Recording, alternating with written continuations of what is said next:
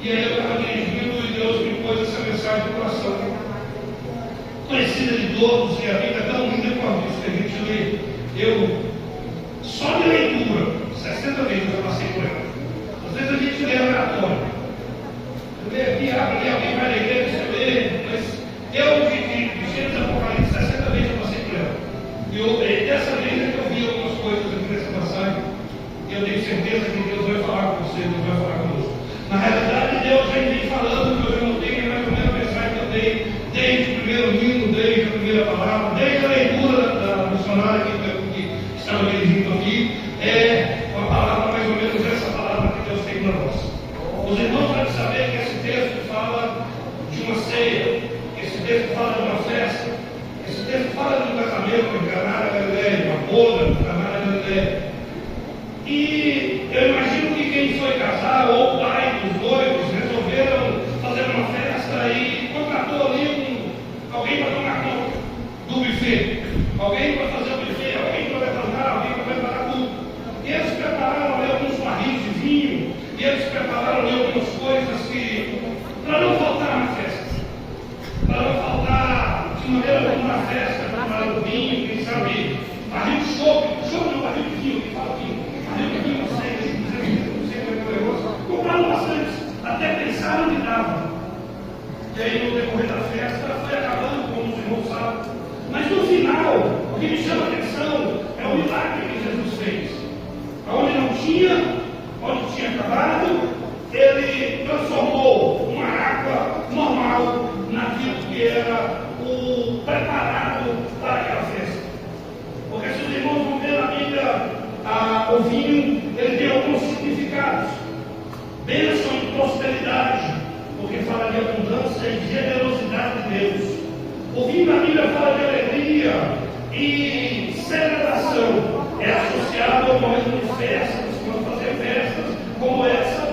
Era o vinho que era associado ao momento de alegria, que fazia alegria. Esse vinho aqui, irmãos, a Bíblia não fala, mas eu tenho para mim que era o vinho uva, não fermentado. Não fermentado. O vinho na Bíblia é sinal de espiritualidade e comunhão, porque Jesus transformou, levou o vinho, o suco de uva, simbolizando o sangue de Cristo. É onde o sangue de Cristo está, tem espiritualidade, tem comunhão. E nessa noite eu tenho certeza que o sangue de Cristo paira sobre essa casa. Por isso, sentimos a presença de Deus. Grande Deus! Aquele povo prepara a festa. E aí eu quero começar daqui para frente algumas coisas que aconteceram e que servem para nós e que eu aprendi hoje quando eu estava olhando. Aquele povo prepara a festa, tudo normal, a cantina cheia de tambor de vinho, a festa correndo normal, ninguém sabia, estava tudo bem, os noivos já tinham contratado alguém para deixar isso por conta. Só porque tinha alguém que talvez, eu não sei se era contratado para isso, ou se apenas se interessou em olhar como estava a cantina, como estava a reserva. A mãe de Jesus começa a andar ali por dentro e começa a notar algumas coisas diferentes. Está bonitinho, tem os tambores, as taças estão aqui, mas vai que balança o tambor e o tambor está seco. Começa a balançar o tambor e o tambor continua, outro tambor seco. E a Bíblia vai dizer que ela olha que o vinho acabou. O que me chama a atenção, a primeira coisa que eu entendo disso aqui, é que a mãe de Jesus viu o que estava faltando. A mãe de Jesus estava por trás, procurando o que estava faltando. E a mãe de Jesus aqui simboliza para nós nessa noite o Espírito Santo de Deus.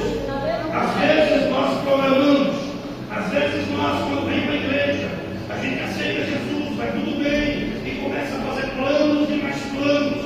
E aí a gente vai andando, a gente vai caminhando, e o Espírito Santo vem habitar conosco, vem estar conosco. E a gente vai passando, vem para um culto como esse, parece que está tudo normal, parece que está tudo bom, mas já não tem mais a alegria, que é a símbolo do Espírito Santo.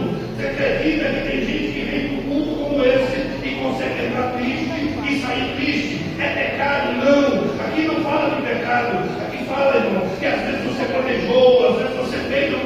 coisa. E o Espírito Santo nessa noite está te dizendo: você entra triste, sai triste. É hora de você achar aquele lugarzinho, aquele cantinho do escondido, aquela dispensa que tem na sua vida, que às vezes por causa de uma palavra mal falada de alguém, tem roubado a sua paz, tem roubado a sua alegria, por causa de algum plano, algum propósito que você fez na vida e não deu certo segundo o seu propósito. O diabo colocou na sua mente que você é um fracassado, que você é um derrotado, mas as coisas estão aí, está tudo acontecendo, a festa continua, mas o vinho acabou. Você vem para a festa, você dá até glória a Deus, você até canta, você até prega, mas sai daqui vazio, angustiado, e isso não muda muito, só vai afundando. Nessa noite eu vim te dizer: o Espírito Santo está sondando o coração e dizendo: eu vou limpar nessa noite essa angústia no coração, essa falta de perdão no coração, essa mágoa. Nessa noite o Espírito Santo vai sondar e vai arrancar, porque o vinho é a presença do Espírito Santo, é a presença do Espírito Santo, tem movimento, tem alegria, tem paz, tem gozo.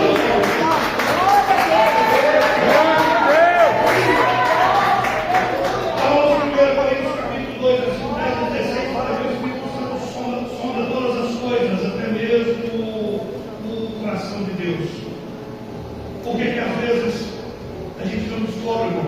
Todo mundo tem um cantinho, aquela dispensa, não serve, mas não joga fora, não serve, mas guarda lá, e aquilo vai enchendo, tem hora que abre e cai em cima da gente. Hoje eu quero te dizer: vamos tirar dessa dispensa aquilo que não serve mais para a sua vida e sai trazendo a sua casa. O Espírito Santo vai sondar a dispensa do seu coração nessa noite, para que você tire aquela mágoa, para que você tire aquela palavra que foi falada há muitos anos e você nunca esqueceu, te magoou ainda. Hoje você não vai sair com essa dispensa cheia, porque o Espírito que sonda a alma é eterno, está aqui nessa noite para arrancar da sua vida. Porque não dá nada, irmão. O Espírito é a verdade, o Espírito está em nós, tem que ter verdade, tem que ter alegria, e nós não somos alegres. A festa estava acontecendo, mas não tinha vinho. A qualquer momento o negócio ia arrebentar, porque a alegria da festa era o vinho. Se acabasse, e aí a Maria procura e acha o defeito. Você sabe qual é o problema nosso, irmão?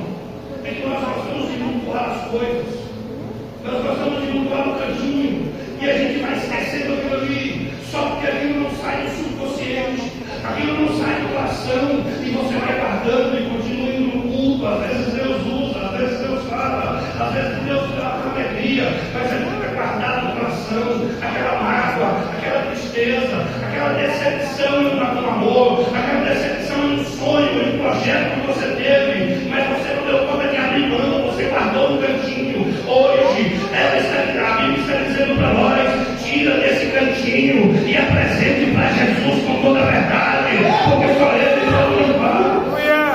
Aquele milagre do vinho precisou alguém achar. Hoje é hora, é momento de você procurar nesse cantinho que é o coração, aquilo que está atrapalhando você ter paz na sua vida. Tem gente que não tem paz, irmão. Tem gente que participa de tudo e não tem paz. É triste você ver no semblante. Quem está aqui em cima, irmão, não é que está procurando nada não, mas quem está aqui em cima vê tudo. Um culto como esse, e tem gente aqui nessa noite que está triste, que está cabisbaixo. Eu não consigo entender, mas hoje o Espírito Santo vai arrancar do seu coração essa mágoa, essa tristeza, essa angústia. Deus! Primeira coisa, irmão, dá liberdade para o Espírito Santo arrancar, dá liberdade para o Espírito Santo trabalhar. Maria tinha liberdade na casa, ela foi lá no estúdio, está faltando vinho, está acabando o vinho. O Espírito Santo às vezes bate na porta, nós vamos procurar aquela mágoazinha aí, se aqui não vai falar. Eu aprendi uma coisa que aconteceu comigo. Quando você tem raiva de alguém, o que acontece? Só o ser humano, alguém te mandou, você começa a ter mágoa, faça orar para essa pessoa, para Deus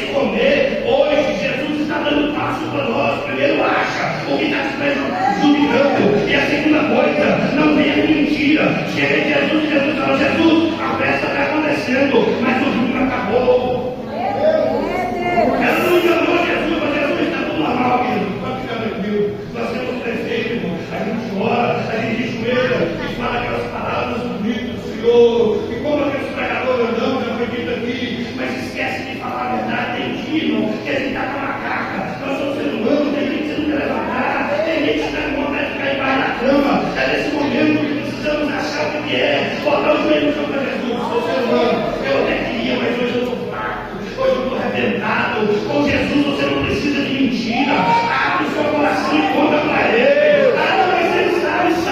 Mas quando você abre a boca para contar, você está dizendo: Senhor, eu confio em ti, eu sei que é só o Senhor que pode resolver a minha situação.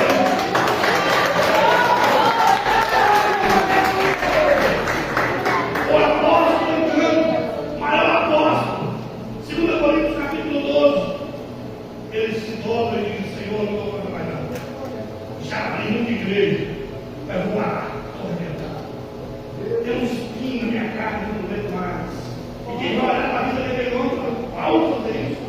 Mas esse ser humano, ele não mentiu, ele não quis dar muito forte, ele não quis dar muito que emoção, irmão. É entre nós, não era para ser normal, mas é fácil, entre nós é fato de pecar, de falar algo que não deve, talvez se comprar na firma com uma palavra desagradável, ou talvez seja algo que não agrada a Deus. Vamos parar de mascarar, vamos parar de esconder e abrir a nossa boca, nosso coração para Jesus. Eu pequei, eu sou crente, mas eu falhei, eu preciso que o Senhor muda, eu preciso que o Senhor transforma. Primeira coisa foi encontrar. Quando encontrar, irmão, abra o seu coração e fala com Jesus. Ele é o seu melhor amigo, ele não vai sair falando por aí, é melhor do que sair falando no YouTube, na internet.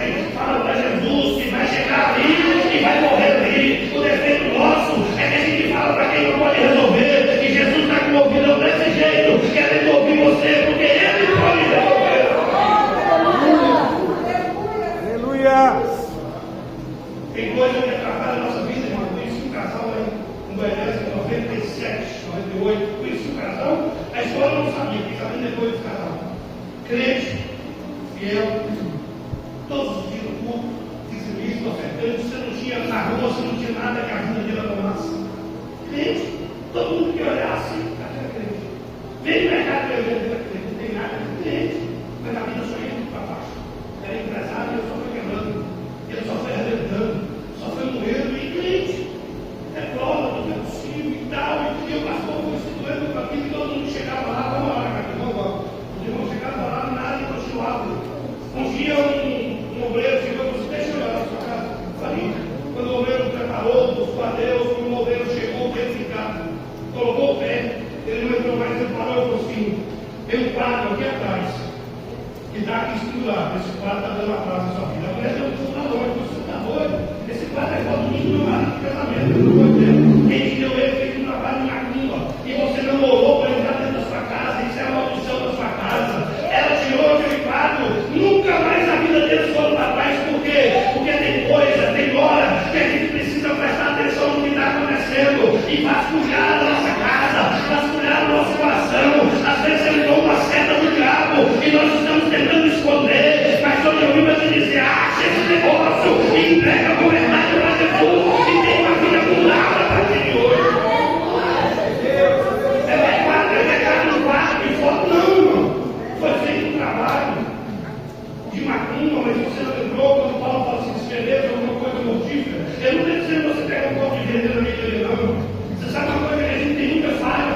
A gente faz os pecados, enche o carrinho, compra e leva para casa. Alguns de nós não precisa responder, não. Alguns de nós não oram para entrar com essas compras para dentro de casa.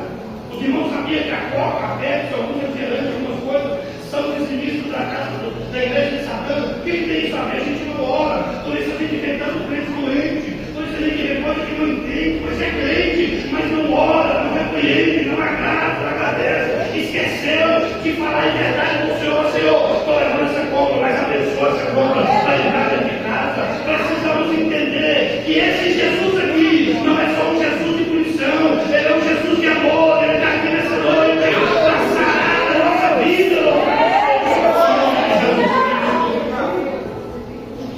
Seja verdadeiro com Jesus. Meu pregador falava muitos anos, ele falou assim: a mulher, eu não sei se é verdade, uma mulher que dia viu o negócio. Esse pregador falou assim: quando você tiver assim, você dá um joelho para fazer o Pedro Maria, me ajuda, sabe? Verdade, conta a verdade.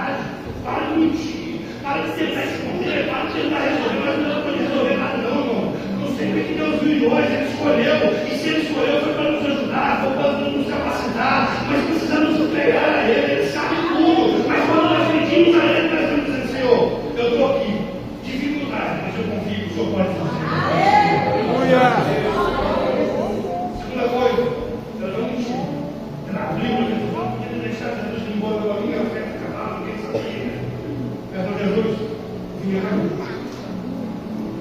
Você está feio, voltar lá dentro, ele não sabe, mas está me vendo outra regressão.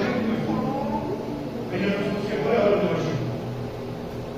Pega as talhas.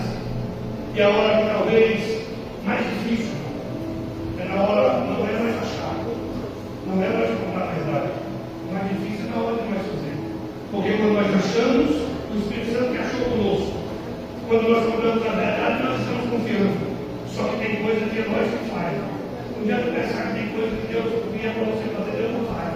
Ele diz para os homens: olha, enche as talhas de água. Primeiro, irmão, para encher as talhas de água, tinha que limpar aquele sujeito de vinho e coisa que estava lá dentro, para a água limpa, para ele transformar. Às vezes, para nós queremos que as coisas acontecem, então nós estamos com um coração sujo de mágoa, de tristeza, de amargura, estamos com um coração sujo de inveja, sujo de coisa ruim, e queremos que Deus opere. Deus está dizendo nessa noite: limpa esse coração, para que a água entre aí dentro e eu faço milagre, eu faço seca, o amor de Deus. Aleluia. Quem nunca se decepcionou aqui, irmão? Todo mundo se decepcionou. O problema não é se decepcionar. O problema é deixar que você na área. Está dentro daquela sujeirinha. E Jesus disse: fica essa área. Coloque água. Porque o Senhor não trabalha com área suja. Ele trabalha com área limpa, com o coração limpo. Porque tem gente que está 30 anos na igreja, entrou hoje, 2 meses já abençoado, 3 meses já passou na primeira vez. Eu tenho 30 anos, porque a área está suja. O pastor me deu a oportunidade no congresso de 2001 e eu fiquei com raiva dele, eu preparei, peraí, irmão, limpa essa talha. Jesus